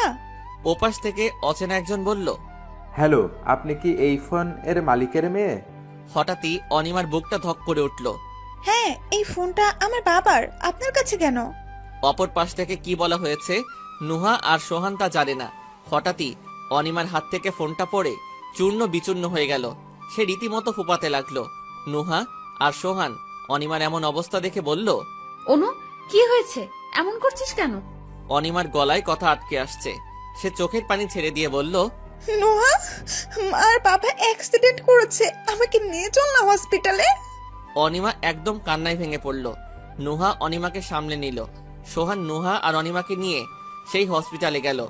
অনেক খোঁজাখুঁজির পর অনিমার মা বাবাকে খুঁজে পেল তারা, কিন্তু যা শুনলো তার জন্য মোটেও প্রস্তুত ছিল না কেউই। হসপিটালে আসার আগেই তারা মারা গিয়েছে। অনিমা পুরো হসপিটাল মাতিয়ে কাঁদছে। নুহা অনিমাকে সামলে নিচ্ছে, আর সোহান সব ফর্মালিটি কমপ্লিট করতে ব্যস্ত। প্রায় দুপুর গড়িয়ে পড়ছে। ড্রয়িং রুমে অনিমার মা বাবার লাশ রাখা। অনিমা একটু দূরেই জানালার ধারে বসে আছে, এলোমেলো হয়ে আর কাঁদছে। নুহা তার পাশে বসে তাকে সামলাচ্ছে। সারা ঘরময় আত্মীয় স্বজনের কান্নায় মুখরিত।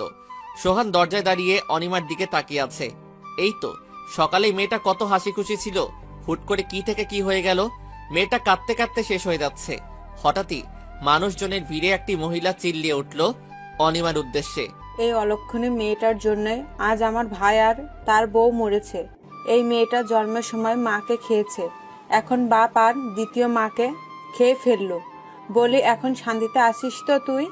মহিলাটি অনিমাকে দুবাহু ধরে ঝাঁকাতে ঝাঁকাতে এসব বলছে আর আরো আজে বাজে বকছে। অনিমা যেন জিন্দা লাশ হয়ে আছে। সোহানের হঠাৎই মেজাজ উঠে গেল। সে গিয়ে ওই মহিলার হাত থেকে অনিমাকে ছুটিয়ে নিয়ে বলল, জন্ম মৃত্যু সব আল্লাহর হাতে। আপনি এসব অলক্ষণী টাইপের ওয়ার্ড মোটেও ইউজ করবেন না। এই ছেলে, কে তুমি? হ্যাঁ, আমি কি বলবো না বলবো তা কি তোমার কাছ থেকে শিখবো নাকি? আর এই মেয়ে কি নির্লজ্জ কোথাকার! নাগর পাতিয়ে রেখেছিস তাই না? আন্টি, একদম আজে বাজে কথা বলবেন না। আপনি এসব কি কথা? নিজের ভাইয়ের মেয়ের প্রতি কেউ এমন বলে? আমার যা ইচ্ছা আমি তা বলবো। এই মেয়েটা একটা অলক্ষী। আর তুমি কে গো বাপু? তোমায় তো আমাদের আত্মীয় মনে হয় না। আমি ওদের ভার্সিটির প্রফেসর। ছি ছি ছি, পড়ালেখা করতে গিয়ে দেখি নাগর জুটিয়েছে। এসব ফষ্টি নষ্টি করতে যাস ভার্সিটিতে তাই না? এবার সোহান বেশ চেঁচিয়ে বলল, আন্টি প্লিজ, সহ্যের সীমা ছাড়িয়ে যাবেন না। আর কে আসেন এই ফালতু মহিলাটিকে নিয়ে যান এখান থেকে। না, আমি চুপ থাকবো না। বাহিরে একটা ছেলে যেচে এসে আমার সাথে গলাটা খাকাবে, তা হয় না। এর বিহিত আমি করবই। এই সবাই দেখ, একটা নির্লজ্জ আর অলক্ষী মেয়ে। পুরো বাড়ির মানুষেরা সবাই কানাঘুষা করছে এই বিষয়ে। নুহা আফিফকে কল করে অনিমার বিষয়টা জানিয়ে আসার সময় বেশ চিল্লাপাল্লা শুনতে পেল। সে ঘরে ঢুকতেই দেখে সোহান বেশ চিল্লিয়ে চিল্লিয়ে বলছে, আন্টি অনেক হয়েছে। আপনি জানেন কিছু ওর আর আমার সম্বন্ধে? আমি অনিমার বাগদত্তা হই, তাই আমি আমার হবু বইয়ের জন্য স্ট্যান্ড নিতেই পারি। এতে আপনার কোনো সমস্যা থাকলে আমার কিছু করার নেই। আর হ্যাঁ, আমি আজকেই অনিমাকে তুলে নিয়ে যাব। নিজের স্ত্রী মর্যাদা দিয়ে আপনাদের মতো পশুদের মাঝে আর রাখবো না ওকে। সোহান রাগের মাথায় নিজের হিতাহিত জ্ঞান হারিয়ে ফেলেছিল। সে কি বলেছিল সে নিজেও জানে না। সোহান এক হাত দিয়ে অনিমাকে জড়িয়ে ধরে আছে। নুহা বুঝতে পারল সোহান সব রাগের মাথায় বলেছে, কিন্তু ও যা বলেছে তার ধারণাও নেই ওর। অনিমা নির্জীব প্রাণীর মতো হয়ে আছে। কে কি বলছে এখানে সব তার মাথার উপর দিয়ে যাচ্ছে। অনিমার ফুপি ও বাকি সবাই সোহানের কথা শুনে চুপ হয়ে গেল। অনিমা সোহানের বুকে জ্ঞানে হারিয়ে ফেলল। অনিমাকে সোহান কোলে নিয়ে বেডরুমের দিকে এগিয়ে যায়। তার পিছে পিছে নুহাও যায়। সোহান অনিমাকে শুইয়ে দেয়। মেয়েটার চোখ মুখ ফ্যাকাশে হয়ে আছে। বেশ সুন্দরী না হলেও মেয়েটা কিন্তু ঢের মায়াবী। শ্যামবর্ণের মেয়েরা মায়াবী হয়ই বটে। নুহার দরজা লাগানো শব্দে সোহানের ধ্যান ভাঙল। সে সোফায় গিয়ে দুই হাত একত্র করে কপালে ঠেকিয়ে বসে পড়ল। নুহা কিছুক্ষণ অনিমার কাছে বসে তার মাথায় হাত বুলিয়ে দিল। এক হাতে ফোন নিয়ে সে রাফিকে কল করার ট্রাই করলো, কিন্তু ফোনটা রিসিভ হয়নি। নুহা ভালোভাবে জানে রাফি অনিমাকে খুব ভালোবাসে, আর অনিমাও রাফিকে। যদিও তাদের মধ্যে যোগাযোগ নেই, তবে রাফির জেদের কারণেই এমনটা হয়েছে, আর তার কোনো কারণই নেই। নুহা অনিমার কাছ থেকে উঠে সোহানের পাশে যে বসে। তার বাহুতে হাত রাখতেই সোহান মাথা তোলে, তারপর আবার নীরব হয়ে বসে থাকে। নুহাই শুরু করে, রাগের মাথায় বেশ বড় ভুল করে ফেলেছো সোহান। তুমি জানো না তুমি বাহিরে কি বলে এসেছো, আর তোমার ধারণাও নেই এর জন্য অনু কতটা লাঞ্ছিত হতে পারে। তুমি ওই মহিলার কথা কি শোনোনি নুহা? কেমন আজে বাজে বকছিল উনি। মেয়েটা তার বাবা মা হারিয়ে শোকে কাতর, তার উপর এইসব। আমি যদি স্ট্যান্ড না নিতাম তবে হয়তো ওকে আরো কিছু শুনতে হতো, যা আমি চাইনি। ওকে বলা কথাগুলো আমার নিজেরই শুনতে কষ্ট হচ্ছিল। তাহলে একবার ভাবো ওর উপর কি যাচ্ছে। তা বুঝেছি সোহান, কিন্তু তুমি যে বললে তুমি ওর বাগদত্তা, ওকে আজ তুলে নিয়ে যাবে, এসব তুমি জেদের বসে বলে বেশ বড় ভুল করে ফেলেছ। তুমি যাদেরকে চুপ করিয়েছো এসব বলে, তারা এর কারণে আরো হাজারটা কারণ পেয়ে যাবে অনুকে কথা শোনানোর। আর যদি আমি ওদেরকে কথা বলার সুযোগই না দেই তো? মানে? যা বলেছি তা যদি সত্যি করে দেই। ভেবে বলছো তো এসব? আর অনুরও তো একটা মতামত আছে, যদি সে না মানে?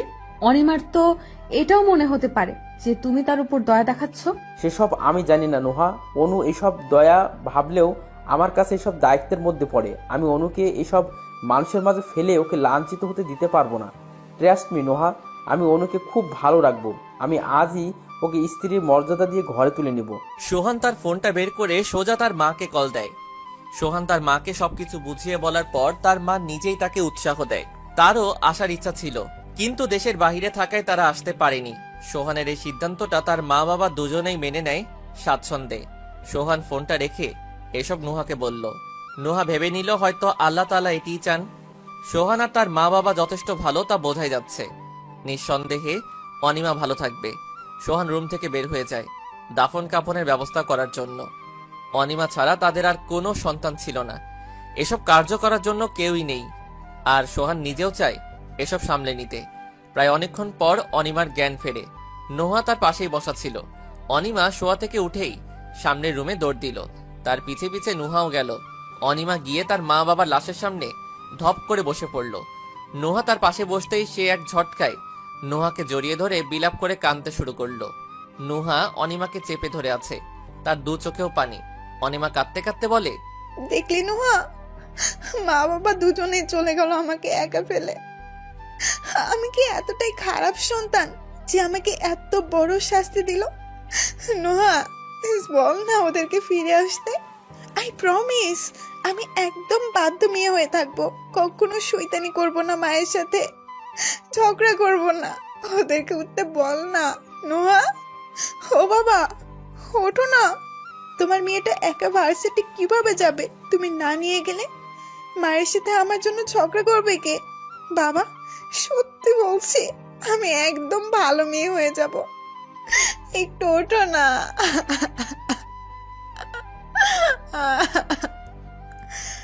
অনিমা এক নাগাড়ে কাঁদতে কাঁদতে এসব বলতে থাকে আর নুহা তাকে সান্ত্বনা দিতে থাকে। মাগরিবের আজান কানে ভেসে আসছে। আসরের নামাজের সাথে অনিমার বাবা মার দাফন কাজ সম্পন্ন হয়। সোহান দায়িত্বের সাথে সবকিছু করে। অনিমা হাঁটুর সাথে মাথা ঠেস দিয়ে বসে আছে। নুহা জানালার পাশে দাঁড়িয়ে বাহিরে তাকিয়ে আছে। একটু পরেই সোহান এসে রুমে ঢুকতেই অনিমা উঠে তার গালে একটি সজোরে থাপ্পড় বসিয়ে দেয়। ঘটনার আকস্মিকতায় সবাই থ। নিজেকে কি মনে করেন আপনি? আপনি খুব মহান, এটা দেখাতে চান তো? আপনি খুব দয়ালু। কি দরকার ছিল আপনার ফুপিকে বলার যে আপনি আমাকে বিয়ে করবেন আজকেই? এসব কোন ধরনের অসভ্যতা? আমাকে কি মনে করেন আপনি? আমি কারো দয়ার পাত্র হতে চাই না। চলে যান আপনি দয়া করে। আমি করব না আপনাকে বিয়ে। অনিমার কথাবার্তায় সোহানের মাথায় রক্ত উঠে যায়। সে অনিমাকে একটি থাপ্পড় দিয়ে দেয়।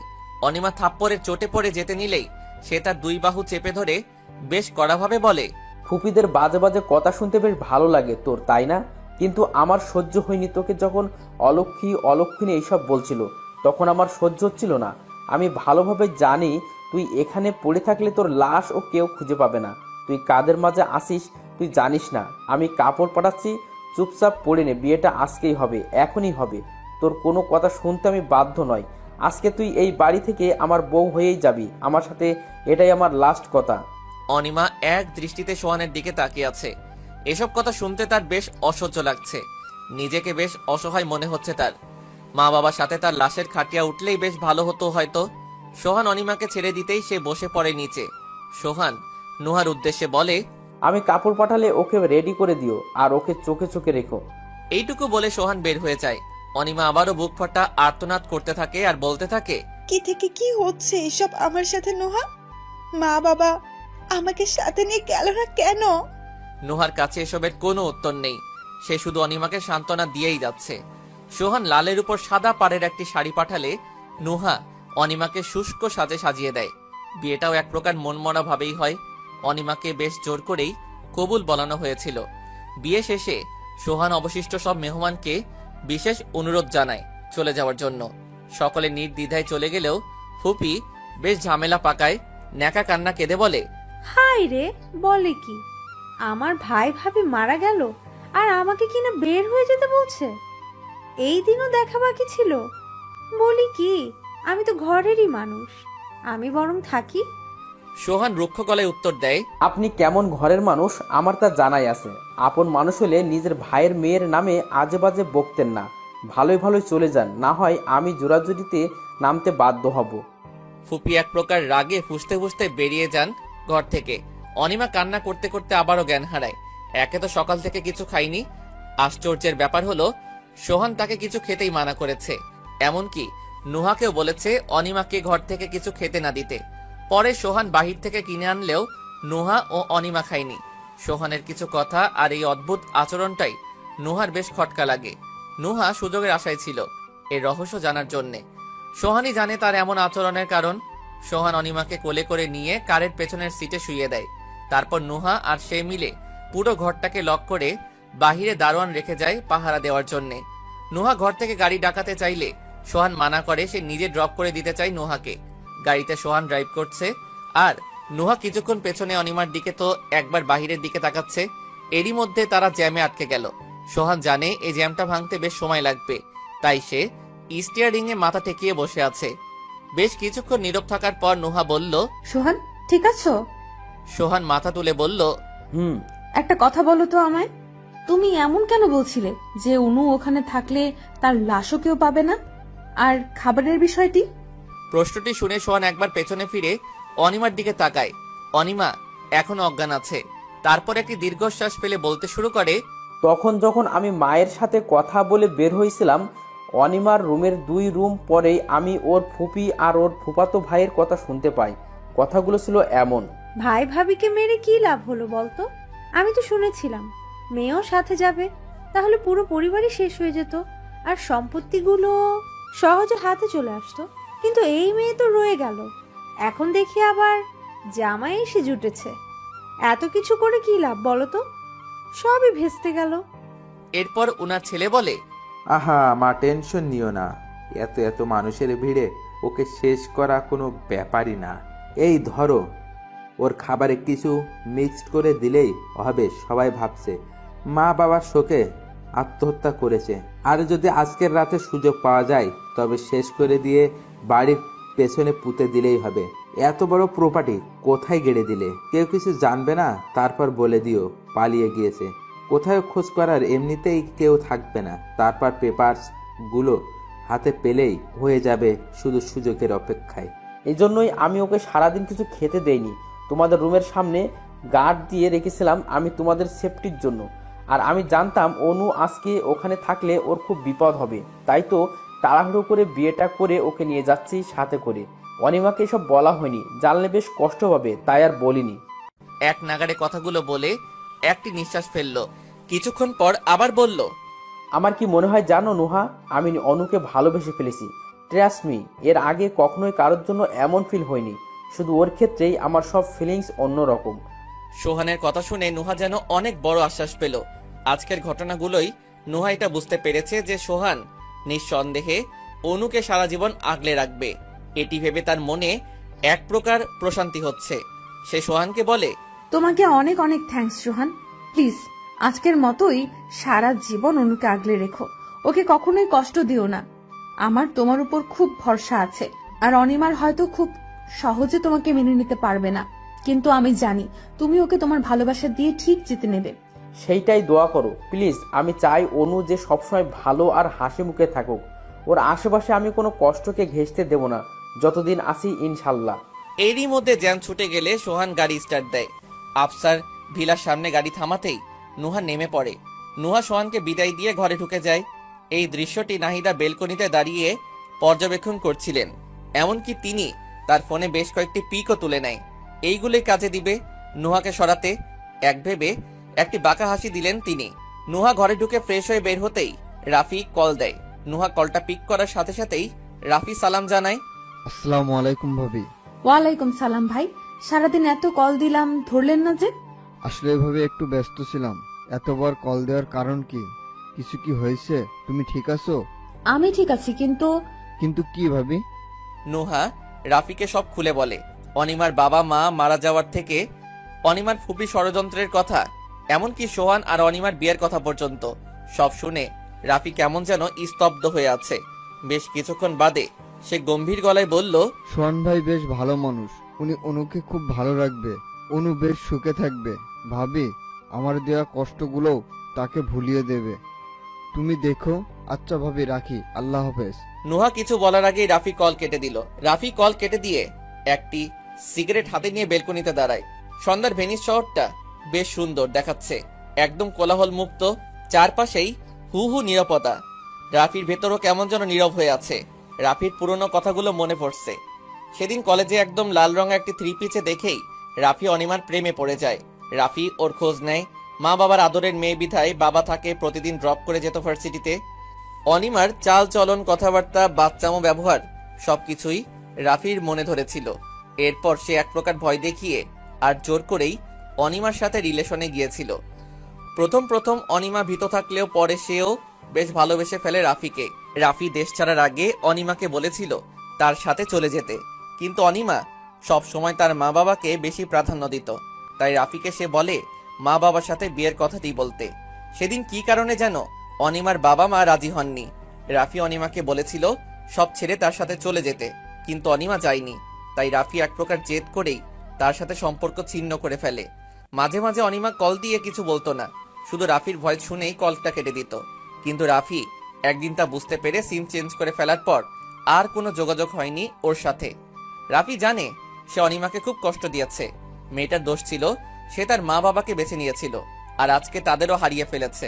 আল্লাহই জানে সে কতটা কষ্টে আছে। এসব ভেবে রাফি একটি দীর্ঘশ্বাস ফেলে আবারও সিগারেট টানায় ব্যস্ত হয়ে পড়ে। সোহান রুমে ঢুকতেই দেখে অনিমা কোথাও নেই। সে বেলকনির দিকে পা বাড়ালে দেখে অনিমা দাঁড়িয়ে আছে, চুলগুলো খোলা, শাড়ির আঁচল থেকে থেকে হাওয়ায় উঠছে। একটু কাছে যেতেই অনিমার ফুপিয়ে কান্নার আওয়াজ শুনতে পায় সে। চুপচাপ গিয়ে অনিমার পাশে দাঁড়ায়। চাঁদের আলোয় অনিমার শুষ্ক মুখটা মায়ায় ভরে আছে যেন। প্রিয় বন্ধুরা, এই গল্পের শেষ পর্ব খুব শীঘ্রই আপলোড করা হবে। সেই পর্যন্ত সকলে অপেক্ষা করুন। ধন্যবাদ সবাইকে।